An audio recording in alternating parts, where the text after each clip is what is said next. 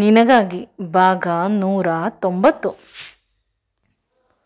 ಪ್ರಜ್ವಲ್ ತನ್ನ ನೋವಿನಲ್ಲಿ ಇರುತ್ತಾನೆ. ತನ್ನ ಪವಿತ್ರಾಗೆ ಒಂದು ಬಾರಿ ಪ್ರಜ್ಞೆ ಬಂದರೆ ಸಾಕು, ಅವಳು ಪುನಃ ನನ್ನನ್ನು ಪ್ರಜ್ವಲ್ ಅಂತ ಕರೆದರೆ ಸಾಕು. ಪದೇ ಪದೇ ಅವಳ ಕೈ ಮತ್ತು ಅವಳ ಹಣೆಗೆ ಮುತ್ತು ಕೊಡುತ್ತಿರುತ್ತಾನೆ. ಅವನ ಹತ್ತಿರ ಬಂದ ಆಸ್ಪತ್ರೆಯ ಇನ್ಚಾರ್ಜ್ ಅವನು ಕೋಪದಿಂದ ನೋಡುತ್ತಿರುತ್ತಾನೆ. ಸಡನ್ ಆಗಿ ಅವನಿಗೆ ಹೇಗೆ ರಿಯಾಕ್ಟ್ ಮಾಡಬೇಕು ಅಂತ ತಿಳಿಯುತ್ತಿಲ್ಲ.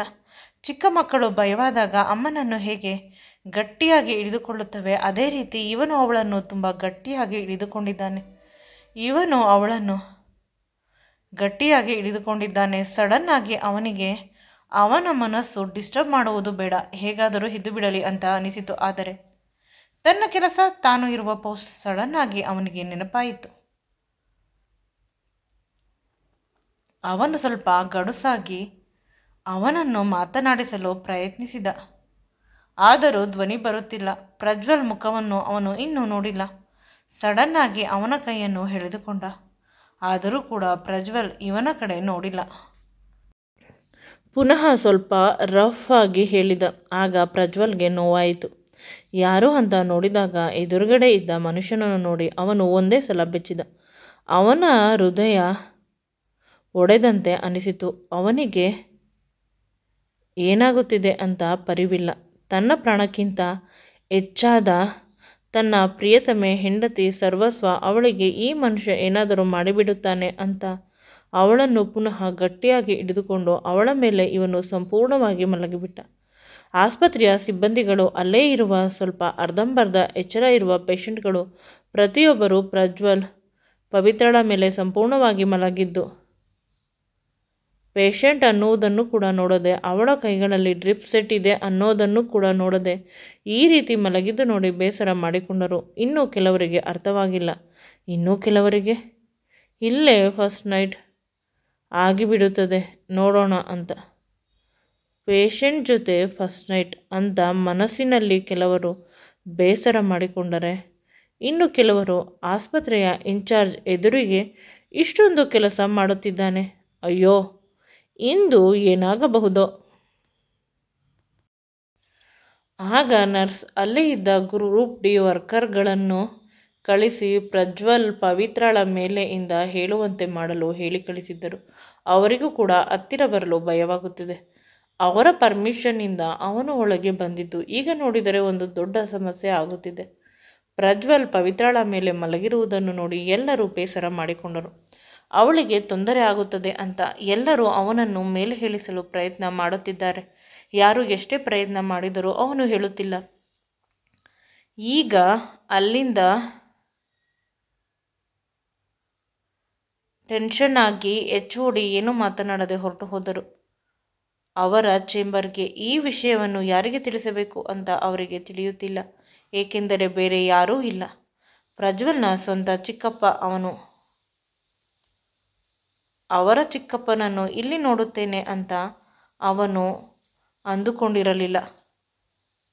ಅವರ ಚಿಕ್ಕಪ್ಪ ಇನ್ನು ಅಪ್ಪನಿಗೆ ಹೇಳುತ್ತಾನೆ, ಅಪ್ಪ ಯಾವಾಗಲೂ ನನ್ನನ್ನು ಇಷ್ಟಪಡುವ ಯಾರನ್ನು ಬಿಡುವುದಿಲ್ಲ, ಇನ್ನು ನಾನು ಮದುವೆಯಾಗಿ ಇರುತ್ತೇನೆ, ಇವಳೇ ನನ್ನ ಹೆಂಡತಿ ಅಂದರೆ ಅವರು ಒಪ್ಪುವುದಿಲ್ಲ. ಈ ವಿಷಯವನ್ನು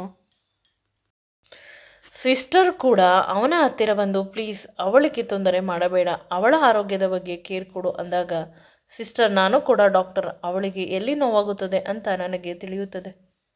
ಆಕ್ಸಿಜನ್ ಸಿಲಿಂಡರ್ ಇದ್ದರೆ ತಿಳಿಸಿ, ನಾನು ಬೇರೆ ಆಸ್ಪತ್ರೆಗೆ ಇವಳನ್ನು ಶಿಫ್ಟ್ ಮಾಡುತ್ತೇನೆ, ಇಲ್ಲ ಮನೆಗೆ ಕರೆದುಕೊಂಡು ಹೋಗುತ್ತೇನೆ. ಆದಂತೆ ಆಗಲಿ, ಬದುಕಲು ಅಂತೂ ಯಾರೂ ಬಿಡುವುದಿಲ್ಲ, ಇಬ್ಬರು ಈ ಪ್ರಪಂಚವನ್ನು ಬಿಟ್ಟು ಹೊರಟು ಹೋಗುತ್ತೇವೆ ಅಂತ ಹೇಳಿದಾಗ, ಸಿಸ್ಟರ್ ಮನೆಗೆ ಈ ಪೇಷಂಟನ್ನು ಕರೆದುಕೊಂಡು ಹೋಗಿ ಇಬ್ಬರು ಏನಾದರೂ ಹೆಚ್ಚು ಕಡಿಮೆ ಮಾಡಿಕೊಂಡು ಈ ಪ್ರಪಂಚವನ್ನು ಬಿಟ್ಟು ಹೋದರೆ ನಂತರ ಆಸ್ಪತ್ರೆಗೆ ಕೆಟ್ಟ ಹೆಸರು, ಆಸ್ಪತ್ರೆಯಲ್ಲಿ ಚೆನ್ನಾಗಿ ನೋಡಿಲ್ಲ, ದುಡ್ಡು ಸರಿಯಾಗಿ ಕೊಟ್ಟಿಲ್ಲ ಅಂತ ಟ್ರೀಟ್ಮೆಂಟ್ ಕೊಟ್ಟಿಲ್ಲ, ನಾನು ಈ ರೀತಿ ಇಲ್ಲಸಲ್ಲದ ವಿಷಯಗಳನ್ನು ಪೇಪರ್ನಲ್ಲಿ ಹಾಕುತ್ತಾರೆ, ಸಮಸ್ಯೆಯನ್ನು ಹುಟ್ಟು ಹಾಕುತ್ತಾರೆ. ಸಮಸ್ಯೆಯು ತಿಳಿಯುತ್ತಿಲ್ಲ. ಸರ್ ಕೂಡ ಏನೂ ಮಾತನಾಡದೆ ಹೊರಟು ಹೋದರು. ನನ್ನ ಕಣ್ಣಿಗೆ ಕಾಣದ ಬೇರೆ ವಿಷಯ ಇದೆಯಾ ಅಂತ ಸಿಸ್ಟರ್ ನೆನೆದು ಅಲ್ಲಿ ಇನ್ನೊಂದು ಜೂನಿಯರ್ ಸಿಸ್ಟರ್ಗೆ ಒಂದು 5 ನಿಮಿಷ ICUವನ್ನು ನೋಡಿಕೊಳ್ಳಿ ಅಂತ ಹೇಳಿ HOD ಚೇಂಬರ್ಗೆ ಹೋದರು. ನೀವು ನನ್ನನ್ನು ಕರೆದಿದ್ದು ಏಕೆ ಅಂತ ತಿಳಿದಿಲ್ಲ. ದಯವಿಟ್ಟು ಬೇಸರ ಮಾಡಬೇಡಿ. ನನಗೂ ಕೂಡ ಬೇಸರ ಮಾಡುವ ಉದ್ದೇಶವಿಲ್ಲ. ಆದರೆ ಪೇಷಂಟ್ ಪ್ರಾಣ ಬದುಕಿಸಿಕೊಳ್ಳಬೇಕು ಅಂತ ಮಾಡಿದೆ. ಆ ಹುಡುಗ ವಿಚಿತ್ರವಾಗಿ ಅವಳ ಮೇಲೆ ಮಲಗಿದ್ದಾನೆ. ಏನಾದರೂ ಹೆಚ್ಚು ಕಡಿಮೆ ಮಾಡುತ್ತಾನೆ ಅಂತ ಭಯವಾಗಿ ಹೋದೆ ಸರ್. ಅವಳಿಗೆ ಎಲ್ಲಿ ಡ್ರಿಪ್ ಸೆಟ್ ಹಾಕಿದ್ದೇವೆ, ಎಲ್ಲಿ ಇಂಜೆಕ್ಟ್ ಮಾಡಿದ್ದೇವೆ, ಎಲ್ಲೂ ಕೂಡ ಅವಳಿಗೆ ತೊಂದರೆ ಆಗದಂತೆ ಅವಳನ್ನು ಗಟ್ಟಿಯಾಗಿ ತಬ್ಬಿಕೊಂಡಿದ್ದಾನೆ.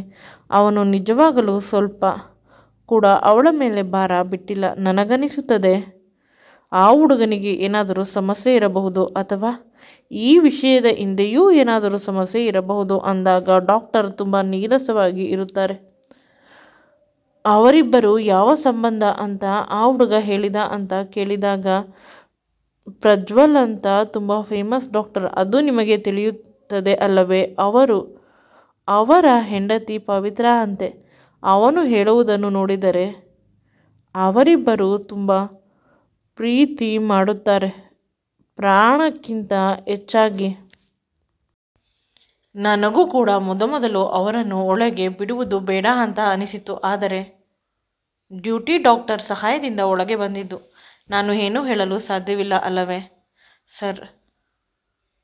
ಡಾಕ್ಟರ್ ಹೇಳಿದಾಗ ಆ ಹುಡುಗ ತುಂಬ ಪ್ರೀತಿ ಮಾಡುತ್ತಾನೆ. ಅವಳಿಗೆ ಏನಾದರೂ ತೊಂದರೆ ಆದರೆ ನಿಜವಾಗಲೂ ಅವನು ಬದುಕುವುದಿಲ್ಲ ಸರ್. ತುಂಬ ದುಃಖವಾಗುತ್ತಿದೆ ಅಂತ ಸಿಸ್ಟರ್ ಕಣ್ಣುಗಳಲ್ಲಿ ನೀರನ್ನು ತುಂಬಿಕೊಂಡರು. ಡಾಕ್ಟರ್ ಕೈ ತುಂಬ ದುಡಿಯುತ್ತಾನೆ. ಆದರೂ ಕೂಡ ತನ್ನ ಹೆಂಡತಿಗೆ ಪ್ರಾಣವನ್ನು ಭಿಕ್ಷೆಯಾಗಿ ನೀಡಲು ಅವನ ಕೈಯಲ್ಲಿ ಸಾಧ್ಯವಾಗುತ್ತಿಲ್ಲ. ಏಕೆಂದರೆ ಡಾಕ್ಟರ್ ಇಡೀ ಪ್ರಪಂಚದ ಜನಗಳ ಕಾಯಿಲೆಯನ್ನು ವಾಸಿ ಮಾಡುತ್ತಾರೆ. ಆದರೆ ತಮ್ಮ ಮನೆಯವರಿಗೆ, ತಮ್ಮ ಪ್ರೀತಿ ಪಾತ್ರರಿಗೆ ವಾಸಿ ಮಾಡಲು ಆಗದೆ ಹೋದರೆ ಅದು ತುಂಬ ದುಃಖಕರ ವಿಷಯ ಸರ್. ಪ್ಲೀಸ್ ಸರ್, ಒಂದು ಅರ್ಧ ಗಂಟೆ ಅವರು ಇರಲಿ.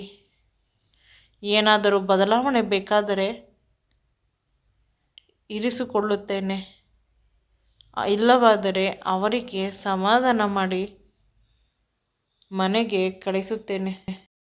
ಈ ವಿಡಿಯೋ ನಿಮಗೆ ಇಷ್ಟವಾಗಿದ್ದಲ್ಲಿ ನನ್ನ ಚಾನಲನ್ನು ಲೈಕ್ ಮಾಡಿ, ಶೇರ್ ಮಾಡಿ ಮತ್ತು ಸಬ್ಸ್ಕ್ರೈಬ್ ಮಾಡಿ. Thanks for watching and keep supporting me always.